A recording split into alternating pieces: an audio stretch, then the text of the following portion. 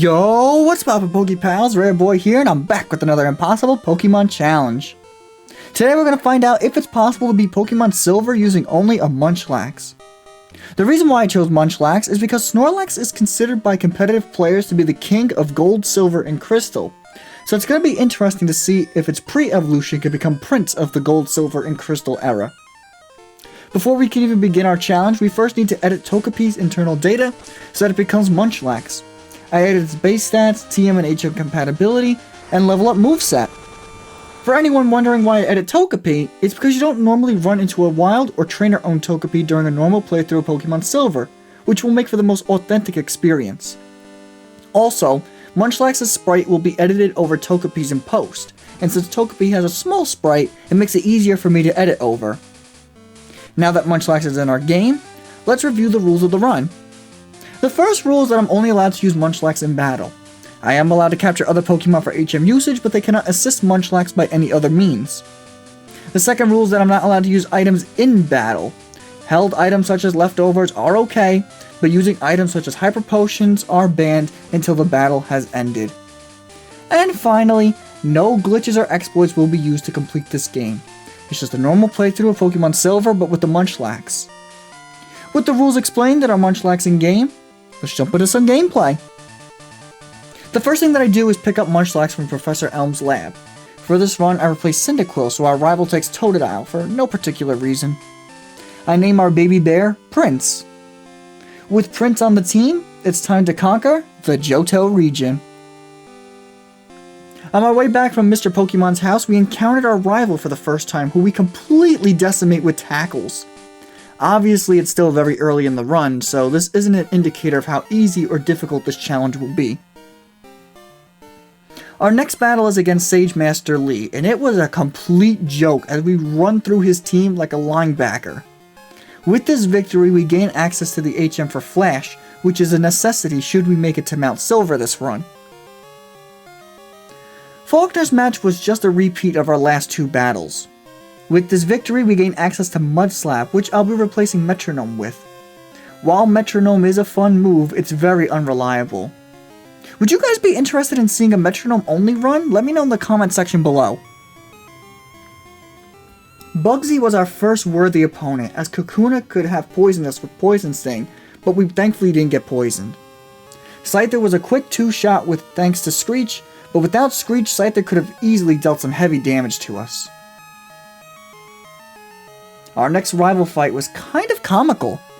His lead Ghastly can't touch us, so it puts us to sleep, but we wake up and take him out. Zubat then confused us, but we don't hit ourselves and snap out next turn. Last out is Crocodile, who goes down easily with the help of Screech. Munchlax actually has some serious bulk despite his defense stat being below average. Whitney was really easy as we OHKO Clefairy and then we crit Miltank for almost a one-shot as she can't heal because she locked herself into rollout. That was freaking fantastic. Morty's match isn't even close. Between our terrible speed and lack of coverage against ghost types, we are going to be here for a while. At level 50, an absolute miracle happens as I use our new move Rollout to attempt to sweep against Morty, and it pays off thanks to Morty missing all of his hypnosis. That was extremely lucky. Chuck's match was absolutely insane as Primate lowered our defense with Leer before going down, and then Poliwrath put us to sleep with Hypnosis. Poliwrath then landed 2 dynamic punches on us and put us into just 11 HP before we woke up. We bypassed the confusion and dropped Poliwrath with 1 body slam. If Chuck opted for Surf, he could have easily won this fight, but thankfully he has terrible AI. All I have to say is thank goodness for Mudslap, because Jasmine Steelix dealt some massive damage to us with the Iron Tail.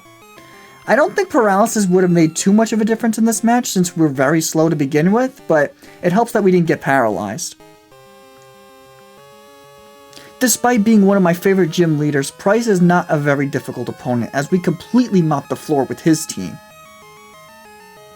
In the Goldenrod Underground, we have another rival fight, but it really isn't much of a fight because we swept through his team.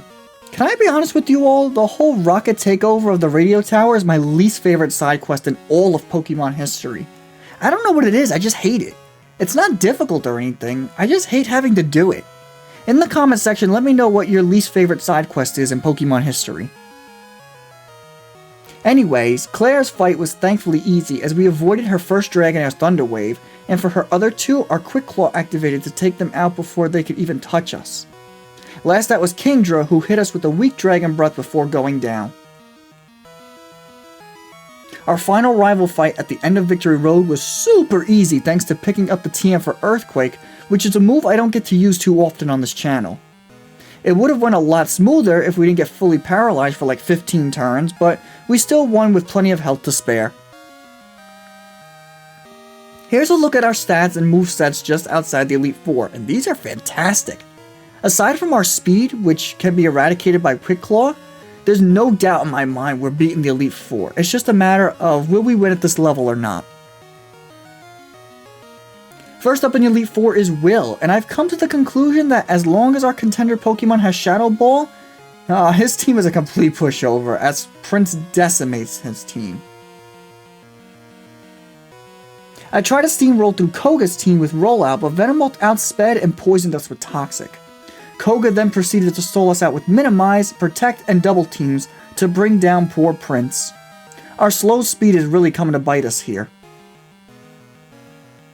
On my second attempt, I made much smarter move choices and got some lucky Quick Claw activations for an almost flawless victory. I got pretty far in Bruno's fight, but there's just no way I'm beating Machamp at this level. I'll have to come back at a higher level. I went back into Bruno's fight at level 80, which seems like overkill, but I needed as much bulk as I could get to combat Machamp. Turns out I didn't need the bulk, as I just outsped Machamp and one-shot him with Body Slam. Fantastic. Karen's fight came right down to the wire, as we got confused, paralyzed, and had our accuracy dropped, but despite all of this, we managed to defeat Houndoom with just 19 HP remaining. I could have easily played this fight smarter, but I like to live dangerously. It makes it more entertaining that way. I tried to sweep Lance's team with Rollout, considering all of his Pokemon are part flying, but we got paralyzed and that ended our rollout. I then opted to just Body Slam everything, and that seemed to do the trick. With this victory, we register Munchlax into the Johto Hall of Fame, but you know it's not over just yet, as we still have to take on Red and Blue in Kanto. So let's make our way over there now. Starting things off, we have Blue, and man was this match close.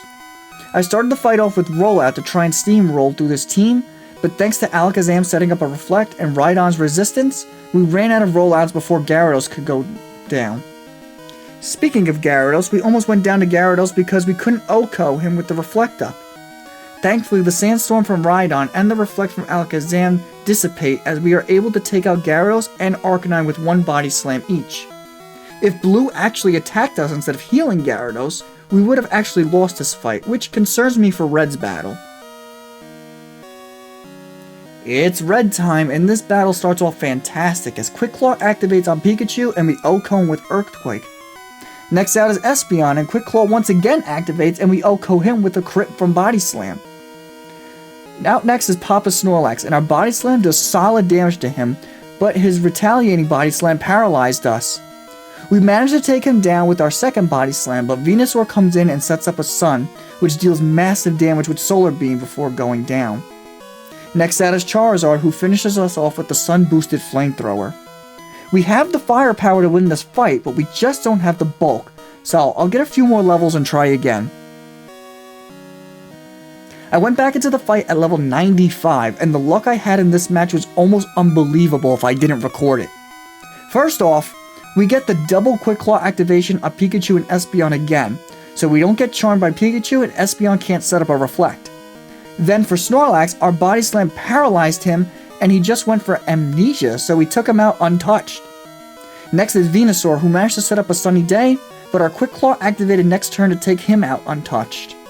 Then, when Charizard comes out, Quick Claw activates again and we take Charizard out with the crit Body Slam. I don't think it mattered, but it was just adding to the craziness. Last out is Blastoise, as Quick Claw activates for a 3rd time in a row, and we get our 2nd crit in a row to Oko Blastoise. I'm still baffled by the fact we swept Red's team, which, if memory serves me correctly, is the first time we've ever done that on this channel. Munchlax absolutely proves he is worthy of being crowned the Prince of GSC after that final performance against Red.